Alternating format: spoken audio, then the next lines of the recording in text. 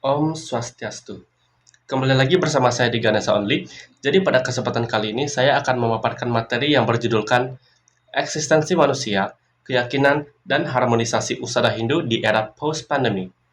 Sebelum kita lanjut, izinkan saya untuk memperkenalkan diri terlebih dahulu. Perkenalkan, nama saya Gede Ganesha Angga Ditya dengan NIM 25 1705 1235 dari kelas 2K Akuntansi. Sekarang kita masuk ke pembahasan pertama, yaitu siapa sih itu manusia dalam pandangan Hindu? Dalam kosmologi kita, eksistensi manusia itu bukan cuma sekedar kebetulan biologis atau evolusi fisik semata. Istilah manusia sendiri sebenarnya berakar dari kata Manu, yang merujuk pada sosok Swayambhu Manu. Beliau adalah prototipe atau sosok pertama yang dianugerahi ide atau pikiran oleh Sang Hyang Dewasa. Inilah yang membuat kita spesial, berbeda dengan makhluk lainnya. Manusia dibekali kemampuan manas atau berpikir untuk membedakan mana yang dharma atau kebenaran dan mana yang adharma atau keburukan. Secara teologis, diri kita ini adalah jiwatman yang terbungkus dalam stula sarira atau badan kasar. Jadi, menurut pakar seperti Swardhana, kemampuan berpikir kita ini sebenarnya adalah sebuah tugas suci.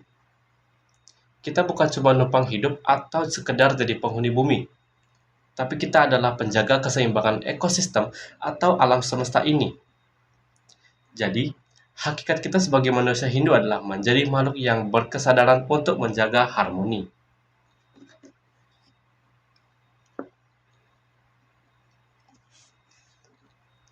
Lalu, apa yang menjadi pegangan kita di tengah ketidakpastian? Seperti saat pandemi kemarin, jawabannya adalah Pancasrada.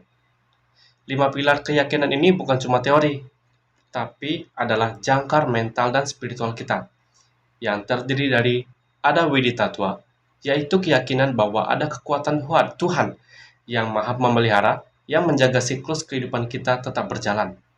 Selanjutnya ada Atma Tatwa. Ini penting banget, karena kita sadar bahwa inti dari kita ini adalah percikan suci yang tidak bisa dihancurkan, bahkan oleh virus sekalipun. Pemahaman ini yang bikin kita gak gampang paranoid. Selanjutnya adalah Karma Pala. Di sini kita melihat bahwa mematuhi protokol kesehatan bukan cuma aturan pemerintah, tapi adalah investasi kebaikan bagi diri sendiri dan orang lain. Kemudian ada Purnabawa yang mengajarkan bahwa hidup adalah proses belajar yang terus-menerus. Dan terakhir, Moksa yang mengingatkan kita bahwa materi itu bukan segalanya. Integrasi dari kelima keyakinan inilah yang terbukti meningkatkan resiliensi atau ketangguhan mental kita saat menghadapi tekanan sosial yang berat. Jadi, Pancasrada adalah sistem navigasi kita untuk tetap tenang dan bertindak tepat di masa sulit.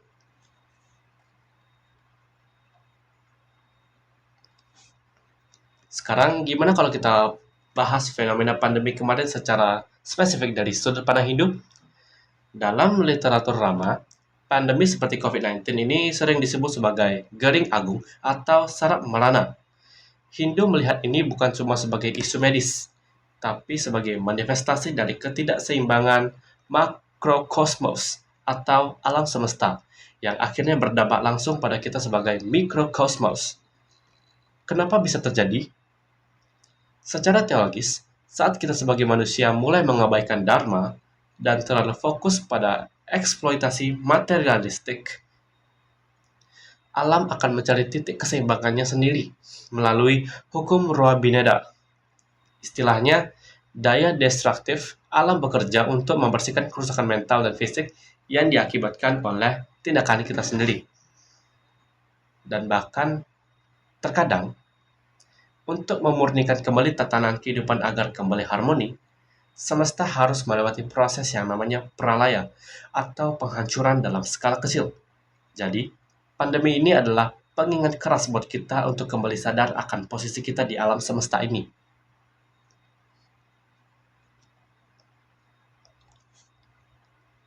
Menghadapi kondisi krisis tersebut, masyarakat Hindu diajak untuk melakukan mula sarira atau introspeksi diri secara mendalam sebagai bentuk pertahanan spiritual. Pandemi ini secara tidak langsung memaksa kita untuk kembali ke rumah, baik itu rumah secara fisik maupun rumah dalam arti batin, untuk meninjau kembali orientasi hidup kita yang mungkin selama ini terlalu fokus ke hal-hal luar atau ekstrovert. Secara sosiologis religius, sorry, secara sosiologis religius, pandemi ini juga membuktikan Secara sosiologis religius, pandemi ini juga membuktikan betapa fleksibelnya ajaran kita lewat konsep Apada Dharma. Kita melihat adanya pergeseran dari ritual yang biasanya melibatkan massa besar menjadi ritual keluarga yang lebih personal di rumah masing-masing. Disinilah kita belajar satu hal penting, bahwa keselamatan jiwa adalah prioritas utama sesuai dengan ajaran Manawa, Dharma Sastra. Pandemi ini mengajarkan kita bahwa lascarya atau ketulusan hati, serta salca atau kesucian diri jauh lebih esensial dibandingkan dengan kemegahan upakara semata. Terakhir, kita bicara soal solusi nyata melalui Isada. Dalam Hindu, Usada adalah literatur pengobatan yang berfokus pada keseimbangan elemen panca mahabhuta dalam tubuh manusia. Menghadapi tantangan terbesar seperti COVID-19, karya lokal ini kembali relevan melalui pendekatan Satwika Ahara atau konsumsi makanan murni yang menguatkan sistem imun. Banyak studi menunjukkan bahwa hal-hal sederhana seperti konsumsi jamu berbasis empon-empon yang dikombinasikan dengan ritual pranayama atau olah nafas sangat efektif untuk menurunkan tingkat stres dan mempercepat pemulihan. Di sini, Usada tidak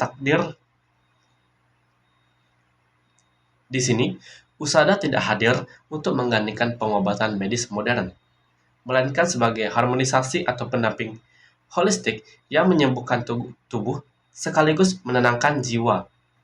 Kesimpulannya, era setelah pandemi ini menuntut kita untuk mampu mengintegrasikan protokol kesehatan modern dan etika dharma yang baru demi menjaga kelestarian alam dan diri kita sendiri.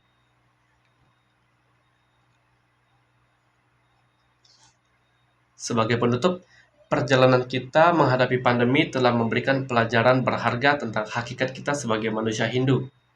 Kita dituntut untuk tidak hanya bertahan secara fisik, tetapi untuk bertumbuh secara spiritual dengan menjadikan Pancasrada sebagai kompas hidup.